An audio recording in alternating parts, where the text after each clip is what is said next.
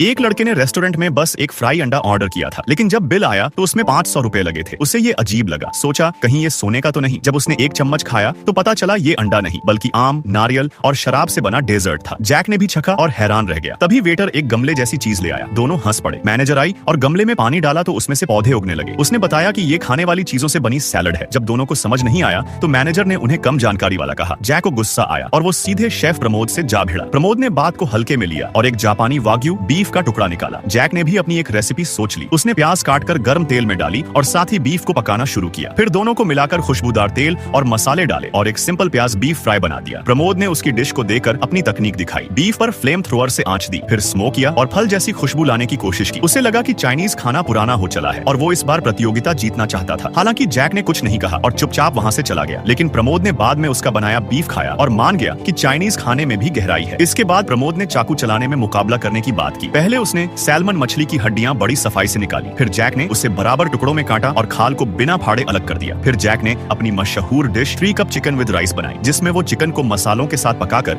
मिट्टी के बर्तन में धीमी आंच पर तैयार करता था। उसकी छोटी सी दुकान बहुत लोकप्रिय थी, लेकिन एक दिन सामने ही एक बड़ी वेस्टर्न स्टाइल रेस्टोरेंट खुल गई, जिसमें प्रमोद हेड शेफ था। इंटरव्यू में उसने चाइनीज खाने को पुराना बताया, जिससे लोग नाराज हो गए और उन्होंने जैक को प्रतियोगिता में भेजा। मुकाबले में जैक ने बतख को काटकर अंदर खास चीजें भरी और पतों व नमक में लपेट कर पकाया। प्रमोद ने फॉयग्रा नाम की एक विदेशी डिश बनाई और उसे अच्छे से सजाया। दोनों की तारीफ हुई, लेकिन जीत प्रमोद को मिली क्योंकि उसकी सजावट बेहतर थी। हार के बाद जैक दुखी होकर गेमिंग जोन चला गया। वहाँ उसका गुरु मिला और उसे एक कहानी सुनाई। 2 छोटे बच्चे खुद का उगाया गेहूं और खुद से बनाया ब्रेड खा रहे थे। स्वाद भले साधारण था पर मेहनत उनकी थी, इसलिए वो उन्हें सबसे अच्छा लगा। ये सुनकर जैक को बात समझ में आ गई कि असली स्वाद मेहनत और अपनापन होता है। उसी शाम उसे प्रमोद सड़क पर अकेले शराब पीते दिखा। असल में उसे पता चला कि उसकी जीत खरीदी गई थी और अब उसकी जगह उसकी प्रेमिका को प्रतियोगिता में भेजा जा रहा है, क्योंकि प्रमोद की स्वाद पहचानने की क्षमता कम हो गई थी। उसकी सारी रेसिपी एक किताब से थी। दोनों ने एक दूसरे से खुलकर बात की और मिलकर अंतर्राष्ट्रीय प्रतियोगिता में हिस्सा लेने का फैसला किया। जैक ने प्रमोद को चाइनीज खाना सिखाया और प्रमोद ने भी मेहनत की। प्रतियोगिता में उन्होंने मापो टोफू बनाई, जिसमें स्वाद और प्रस्तुति दोनों थी। उन्होंने ये मुकाबला जीत लिया, लेकिन फाइनल में उन्हें शिव शंकर से भिड़ना था, जो पिछले 2 सालों से विजेता था। फाइनल में सिर्फ एक ही जा सकता था, इसलिए प्रमोद ने जैक को भेजा। शुरू में वो कुछ नहीं कर सका, लेकिन फिर एक सिंपल नूडल्स डिश बनाने लगा। वहीं शिव शंकर ने एक सजावटी मिठाई बनाई। अंत में जैक नूडल्स लेकर सीधे शिव शंकर के पास गया और कहा कि ये वही नूडल्स हैं जो बचपन में आपने मुझे खिलाए थे। असल में शिव शंकर उसका पिता था, जिसने उसे बचपन में छोड़ दिया था। जैक सिर्फ ये दिखाना चाहता था